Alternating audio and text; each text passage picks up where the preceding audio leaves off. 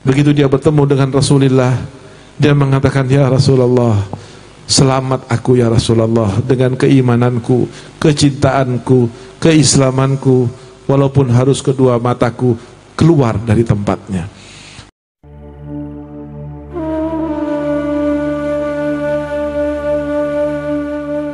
Dan yang terakhir, ada salah satu kisah yang sangat menginspirasi kita dan membangkitkan semangat kita, yang terjadi kepada seorang sahabat yang bernama Khabbab ibnul Arat. Khabbab adalah budak, Khabbab adalah lemah, Khabbab adalah minoritas. Ketika dia ketahuan iman kepada Allah dan Rasulnya, ditangkap, sudah ditangkap oleh orang-orang kafir, diikat di tiang, di hadapannya diberikan bara api yang sangat panas. Lalu kemudian diletakkan besi panjang tajam di atas sampai memerah. Begitu besi itu memerah, tiba-tiba besi itu diangkat oleh orang kafir, dikatakan, ya Khabbab, keluarlah dari agama Muhammad, tinggalkan Muhammad, maka engkau akan kuselamatkan matamu. Jika tidak, besi tajam ini akan aku masukkan ke dalam matamu dan aku akan congkel bola matamu sampai keluar dari rongganya. Khabbab mengatakan, la ilaha illallah Muhammad Rasulullah. Diangkat besi yang panas, saudara,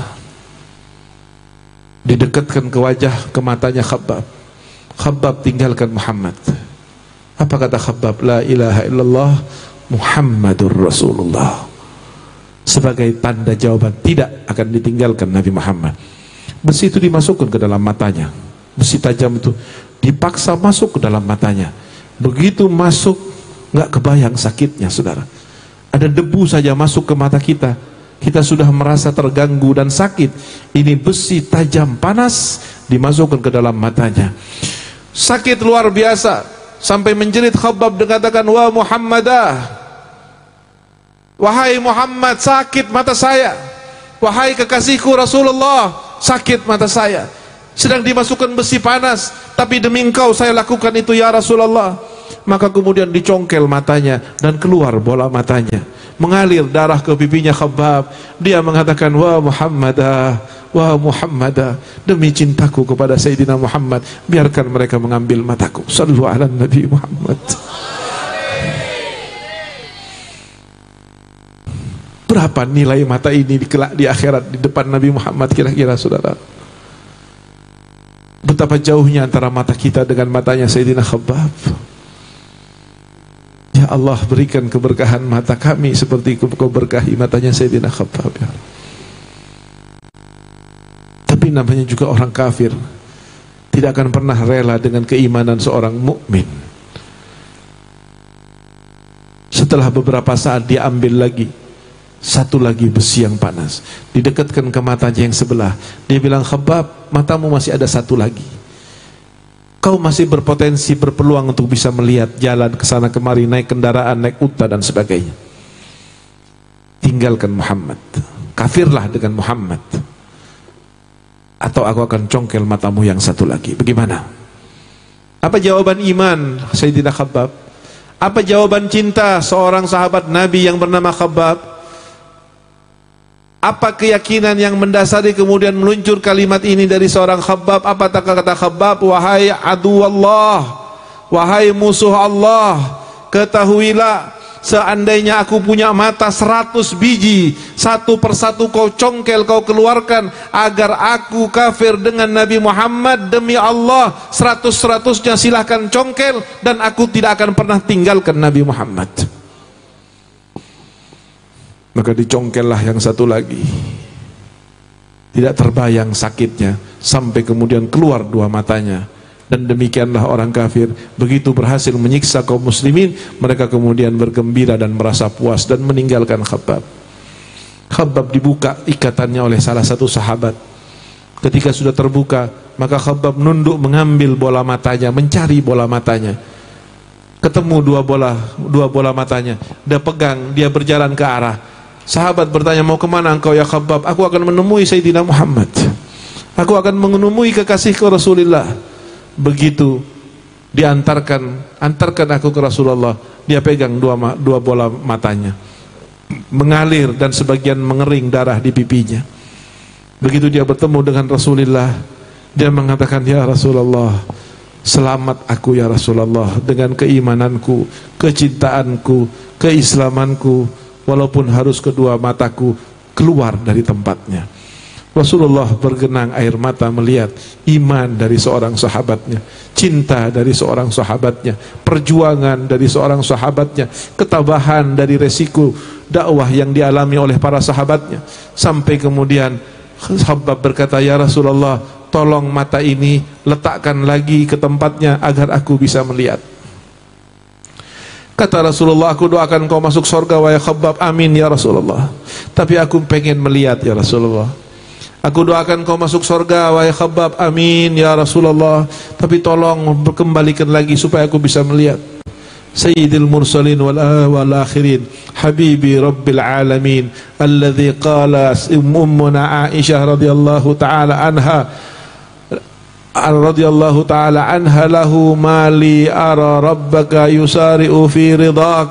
Ya Rasulullah, aku tidak melihat sesuatu yang kau inginkan kecuali Allah selalu mengabulkannya, selalu menurutinya. Termasuk ketika Rasulullah akan mengambil matanya Khabbab, diambil mata di tangannya, diletakkan di tempatnya, bismillah ucapannya, maka kemudian mata Khabbab dengan mu'jizatun Nabi menjadi mata yang kembali sembuh. Apa yang menjadikan Khabbab pengen matanya melihat? Dia mengatakan, ya Rasulullah, aku hanya pengen melihat wajahmu. Mataku kembalikan, hanya pengen lihat muka wajahmu ya Rasulullah. Iri kepada yang lain, bisa melihat engkau setiap hari, sementara aku setelah buta tidak bisa melihatmu. Aku pengen melihat ini, bukan pengen lihat istriku atau anakku atau pemandangan di sekitarku. Aku pengen lihat lagi ya Rasulullah, pengen punya mata lagi, pengen melek lagi, cuma satu tujuannya, pengen melihat wajahmu, titik, dan bukan yang lain. Jujurkah Khabbab? Jujur saudara.